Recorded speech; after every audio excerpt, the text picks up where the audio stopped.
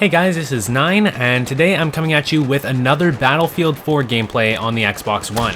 So today, all the clips are going to be on the map Flood Zone. I thought I'd just sit down for a couple hours and play nothing but Flood Zone because I really like this map.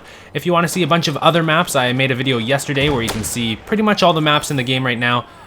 So you can check that out. I'll link it on the screen, and you can see a bit more variety in the sniper rifles and in the maps. But anyways, today what I wanted to talk about is what I've been enjoying about Battlefield 4 on the Xbox One.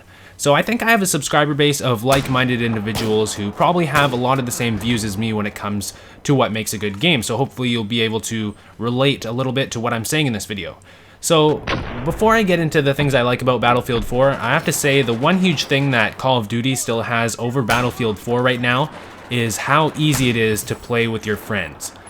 It's kind of a problem in Battlefield 4 right now, I feel, at least on the consoles. It's something I'm not used to, how much of a hassle it is to get a friend in the same game as you. So first of all, there's no lobby system, so you can't invite a friend into your lobby and then go search for a game together. Instead, you have to find a game and then afterwards invite your friend to come play with you.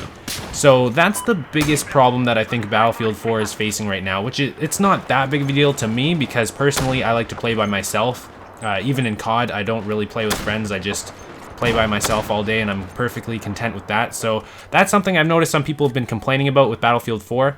I just thought I'd pass that along with you guys. To me, it's not that big of an issue. But anyways, let's get into the things that I've been enjoying about Battlefield 4. So the number one thing that I want to start off with is you can play whatever map you want whenever you want. So I decided today I wanted to play nothing but Flood Zone for a couple hours. And that's what I did because of the server browser system, which it's kind of funny because Call of Duty Ghosts, they've been talking about how they have these dedicated servers now and it's going to be very little lag and all that. But the dedicated servers aren't as elaborate as they are on Battlefield 4. So on Call of Duty Ghosts, apparently once in a while you get put on a dedicated server if you live close to a big city, or if it's going to give you a better connection to be on a dedicated server rather than using the host kind of system.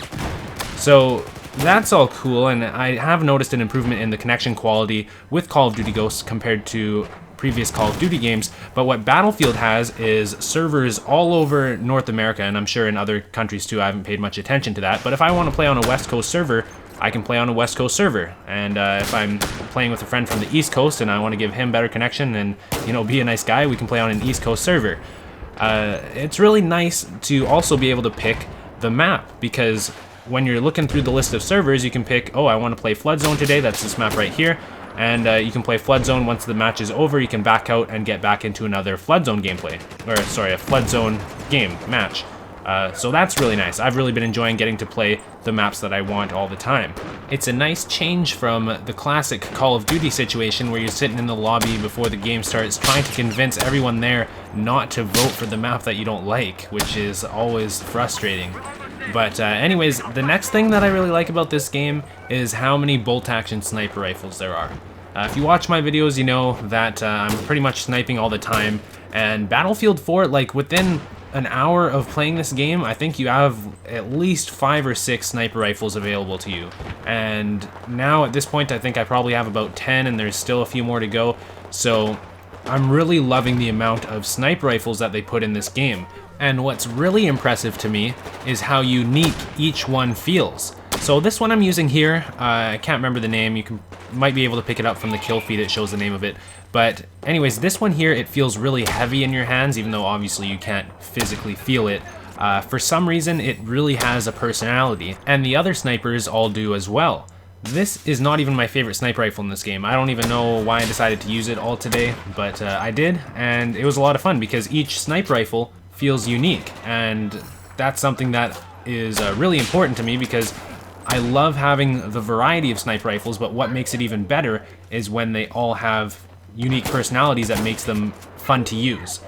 So, moving on, the next thing I like about Battlefield 4 is the customization. There's really in-depth customization of all the weapons. You can have different kinds of scopes, you can have like laser sights, flashlights, anything you want, and tons of camos too, more camos than any Call of Duty, and obviously the attachments are more in depth than any Call of Duty. So I think that's pretty cool.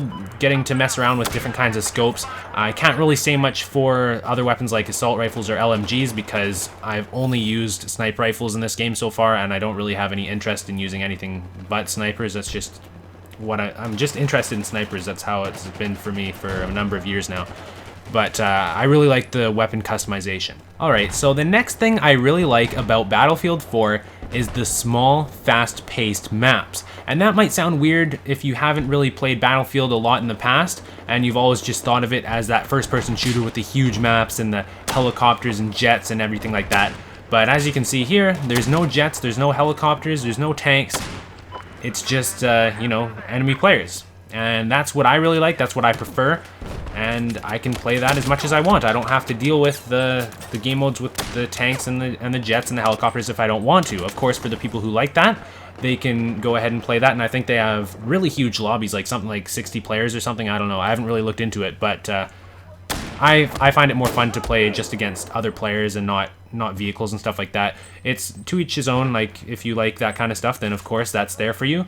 But this is what I like, and I like that it's available for me in Battlefield 4. And it's something that a lot of people are complaining about with Call of Duty Ghosts, is that the maps are too big, and you know, there's too many BS deaths, like with the guard dogs and some of the kill streaks like the IED, just giving you deaths that aren't your fault. In this game, I find like you don't really get deaths that aren't your fault. If you die, it's your fault, and the health is a lot higher than in Call of Duty 2. So if somebody is shooting you, like in this situation, you can see I have lots of opportunities to shoot them back, and in that case, I didn't actually get anyone back there. I ended up just shooting all the bullets out of my clip and just getting hit markers. But you know what I mean, like, because the health is a bit higher and there's not so many, like, there's not the kill streaks and stuff like that, it's a little bit more skill based, I think. And somehow they've managed to keep it super fast paced, which of course is really important to me. So getting towards the end of the video here, I'm going to start wrapping it up. The last thing that I really like about Battlefield 4 on the Xbox One, and I guess this goes for the PS4 as well, is 60 frames per second. That is probably the biggest thing for me when it comes to first-person shooters. If a first-person shooter is 30 frames per second, I will not touch it. Well, I did play the Battlefield 4 beta, which I believe was at 30 frames per second. I'm not 100% sure. It sure didn't feel as smooth as it does on the Xbox One and next-gen consoles, but I really do prefer 60 frames per second over 30 frames per second. And of course, for you PC guys, it's laughable to think that we're going crazy over 60 frames per second when you're sitting over there laughing straight to the bank with 120 frames per second. But doubling the frames per second is a huge improvement. And some people who don't know too much about frames per second, you'll say, well, the human eye can only see 30 frames per second. Well, that's true, but when you're actually playing the game and you've got the controller in your hands, it feels a lot more smooth and crisp when you're running a higher frame rate. So anyways, that's it for this video, guys. I hope you guys enjoyed. If you did, make sure you leave a like. Let's see if we can get this video to 1,000 likes, and be sure to let me know if you like Battlefield 4 content, because I would like to keep bringing it to you guys, but I need to know that you guys want it. So thanks for watching. I'll see you tomorrow with a new video. Peace.